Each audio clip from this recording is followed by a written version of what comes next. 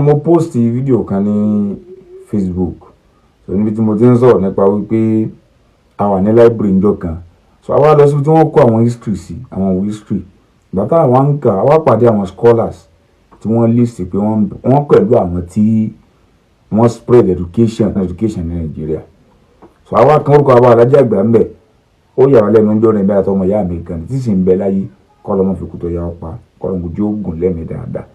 Ní 2018 ní Kwara State College of Education lọ́dún náà láti pàdé ẹ̀. Téèyàn bá wá jìnnà tún lọ wọnú historical Nigeria tá a gbé sókè yẹn, ó pàdé ẹ̀ ńbẹ̀.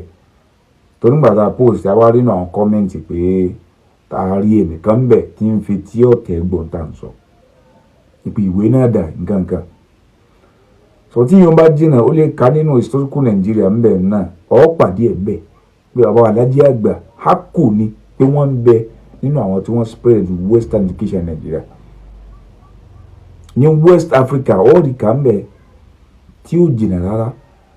Bàbá Alhaji Àgbà wọn kì í ṣe ẹni téèyàn tó máa ń ra nǹkan bọ̀, ẹni tọ́lọ̀ ti kẹ́ ni wọ́n, tí wọ́n sì ń bẹ nínú kẹ́ látànádò ní kódà lẹ́yìn wọn.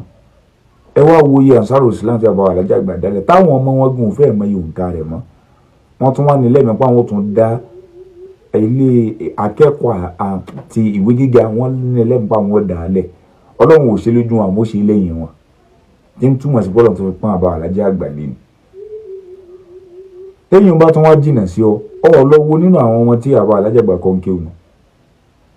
Èyí tí ò lọ léèwé nínú wọn yóò sì máa sọ òyìnbó ju ẹni tó lọ léèwé lọ. Jẹ́ tí wọ́n mú àpẹẹrẹ wá fún bàbá àgbà oníwàásí àgbà yìí. Wọ́n sọ òyìnbó ju ẹlòmíì tó jẹ́ certified university lọ, tó jẹ́ tó ti parí university. Kò sí ọmọ bàbá Alhaji Àgbà tí ò mọ̀ nípa western education àbí tí ò gbóyìnbó. Téèyàn bá tún wá jìnnà sá tó lè gbé yín náà wá o, á tún gbé jáde o. Níbi táwọn ọmọ bàbá Alhaji Àgbà tí wọ́n ti ń sọ òyìnbó tó dẹ̀ wà fluently. Tá a bá ń sọ nípa karama àfa wa, kò ní kí wọ́n náà máa sọ tiẹ̀. Kò wá ní kó o fi tí ọ̀tẹ̀ gbọ́. Tí o bá ti wá fi tí ọ̀tẹ̀ gbọ́, tó o dẹ̀ fi ọwọ́ ọ̀tẹ̀ tó fi kọ́mẹ́ǹtì, àwọn ò fi ẹnu àtúnṣe àfibọ̀ tún ṣe. Tó nínú àwọn ẹ̀kọ́ tí bàbá Alhaji Àgbà kọ́ wa nìyẹn. Sọtí kí wọ́n ṣe bàbá Alhaji Àgbà nìkan ní scholar tí ń bẹ ńbẹ̀. Usman Dan Fodio ń bẹ nínú àwọn scholar tí wọ́n study education.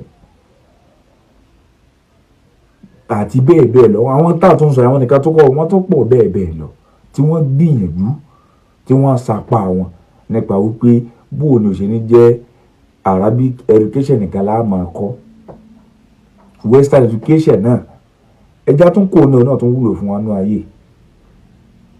Bàbá Alhaji Àgbà Ọlọ́run ọ̀dàlẹ̀ wọn rú látànádò ní. Bó bá dọ̀là ẹran dápọ̀ jẹ́ ọ̀bàjẹ́, wọ́n sọ fún ilé Bàbá Alhaji Àgbà pé òṣèmọ̀ wọn lọ́wọ́. Adúpẹ́ o, alhamdulilayi bil alamin. Gbogbo tó wà ní ti ọ̀tẹ̀ gbé wọn náà kú ní ọ̀tẹ̀.